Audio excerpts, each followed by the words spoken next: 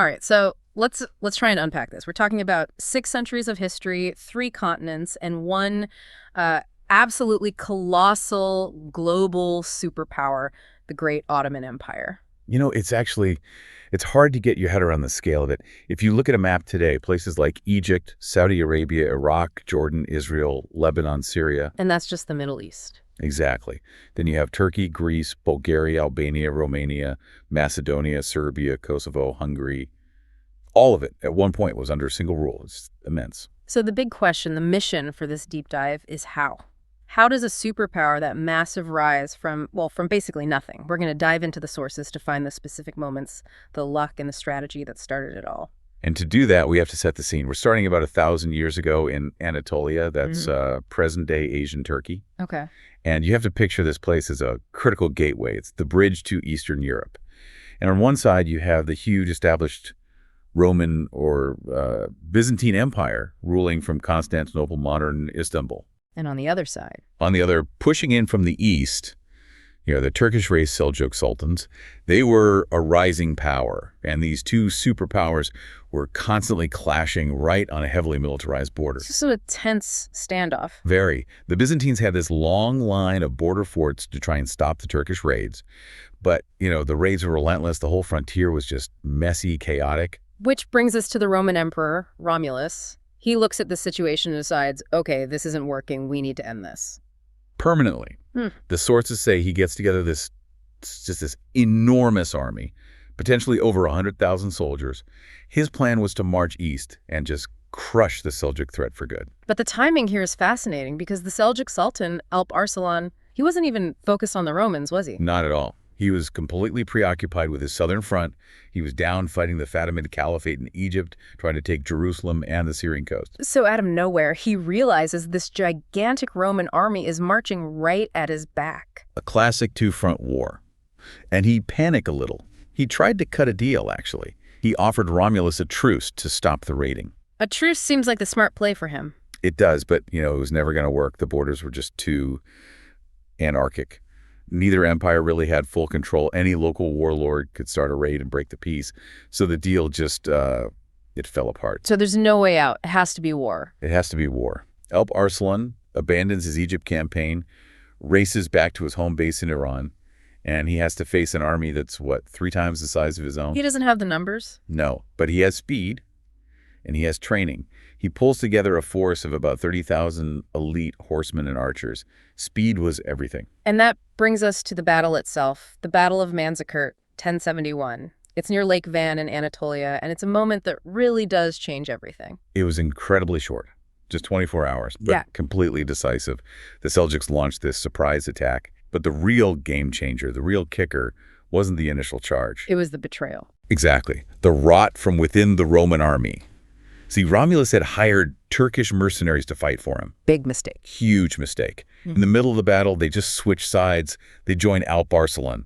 You can just imagine the sheer chaos that injects into the Roman lines. Your own soldiers turning on you. The morale must have just evaporated. It did.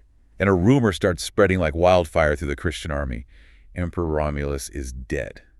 And that was it. Panic, collapse.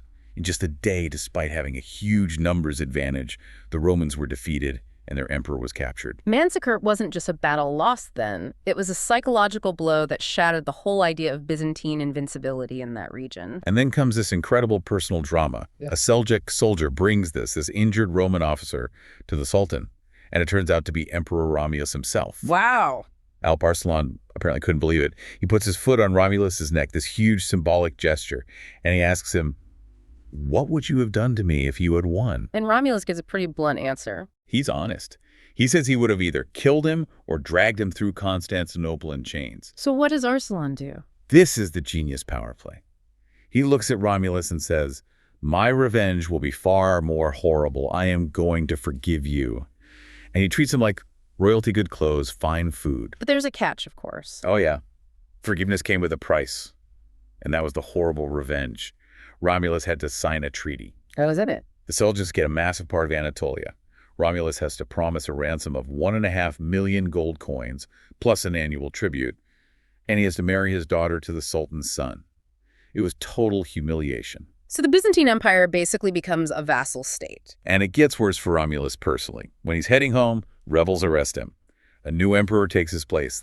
They blind Romulus and throw him in prison, where he dies in misery, just as Arslan predicted. The Byzantine Empire essentially self-destructs after this. It's fatally weakened, consumed by its own internal chaos. But the Seljuks, the victors, they weren't safe either. Their biggest threat came from the east. The Mongol shockwave. Right. Just as the Seljuks are at their peak, Genghis Khan arrives. And the sources on this are incredible. The whole thing was apparently triggered by pure arrogance. Pure arrogance. Genghis Khan sends some traders to the Khwarezm Shah, who was the ruler of Iran in Central Asia. The Shah thinks they're spies, so he has them all killed. And then doubles down. He doubles down. Khan sends a messenger to ask what happened, and the Shah kills the messenger too. That single decision unleashed the full, terrifying might of the Mongol Empire. This wasn't just war. This was annihilation. Complete devastation.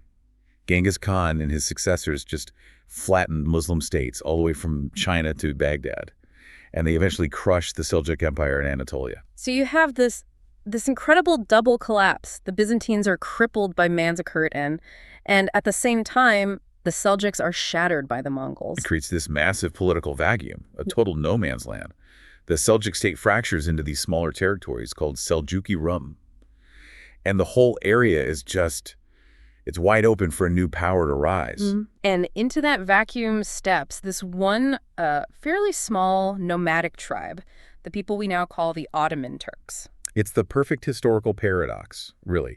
They were basically cattle raisers, but they were also brave, very good fighters. The Seljuks had been using them as a buffer, a kind of strategic depth against the Romans. So once the Seljuks fall apart, the Buffer Zone is suddenly autonomous. And they're in the perfect spot, right on the frontier between the collapsing Seljuks and the collapsing Byzantines. They were perfectly placed to exploit all that chaos. And their rise is all tied to one man, their founder, Osman. Though the sources do say his name might have actually been Atman or Ataman. Right. Osman is probably a later Arabicized version. But whatever his name was, he was known for his bravery. He lived among his soldiers, which built this incredible loyalty. And his soldiers were elite. The sources talk about these archer horsemen who could shoot prey while galloping without even holding the reins. That's some serious military skill. And Osman knew exactly where to aim that skill, right at the Byzantine Empire. But he had a problem, a geographical one. The river Sakarya was blocking his path, and it was heavily defended by Roman archers. And this is where luck, or maybe fate, steps in. A huge moment of fortune. Around the year 1300, a massive natural disaster, a flood, maybe an earthquake, completely changes the course of the river Sakarya. No way. It just washes away the entire Roman defensive line, the forts, the posts, all of it. Gone. Nature literally opened the door for him. And Osman walked right through it. He crosses the river and starts attacking deep into Roman territory. The Byzantines send an army to stop him, probably thinking this would be easy. But Osman wasn't just a raider, he was a strategist. A very clever one. He uses a tactic he'd almost certainly learned from the Mongols, who had just swept through the region. Okay, so break that down. What was this Mongol tactic? It's the feigned retreat. It's brilliant. Osman sends a small group of his fighters to attack the Roman army and then immediately run away, like they'd been defeated. And the Romans, being arrogant, they chase them. Of course they do. They get lured into a wooded area, a trap. Where Osman's main force is hiding. Exactly. The Romans are disorganized, chasing this smaller group through the trees, and suddenly Osman's main force surrounds them and just crushes them. A total decisive victory. After that win, he starts conquering cities, and he needs to hear his first capital. He becomes this regional hero, right? He does. Turks from all over Anatolia start flocking to his banner. But as he got more powerful, he also got more ruthless. The sources point out a dark side. He actually killed his own uncle for questioning one of his military plans. So he would not tolerate any challenge to his authority. None. But he also understood he needed more than just fear. He needed spiritual legitimacy. He really respected a local tribal elder, Sheikh Edebali, as his spiritual guide. And he wanted to marry his daughter, Rabia. He did, but the sheikh said no at first. And this is where the story turns to legend, to the foundation myth of the empire. Osman supposedly has this pivotal dream. This is the famous dream of Osman. Right. It's incredibly symbolic. He dreams that the moon moves from Sheikh Edebali's body into his own. Symbolizing a transfer of authority. Yes. And then from his body, this massive tree grows. and its branches spread all the way from the east to the west. Under the tree are 4 great rivers and 4 high mountains. And the leaves of the tree are blown towards a majestic city. A city that sits on 2 oceans and 2 continents, Constantinople. And in the dream, the city looks like a ring that Osman feels he is destined to wear. He tells the dream to Sheikh Edebali, Who immediately interprets it as a divine prophecy for a grand empire.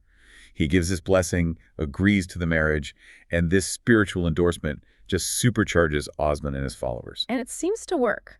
Inspired by this, Osman launches his final campaign in 1317, the siege of the great Byzantine city of Brusa, which is modern-day Bursa. And that siege took 10 years. The city finally surrendered in 1326, but by then Osman was on his deathbed. So he never saw his final victory. He didn't. His son, Orhan, brought the news to his dying father.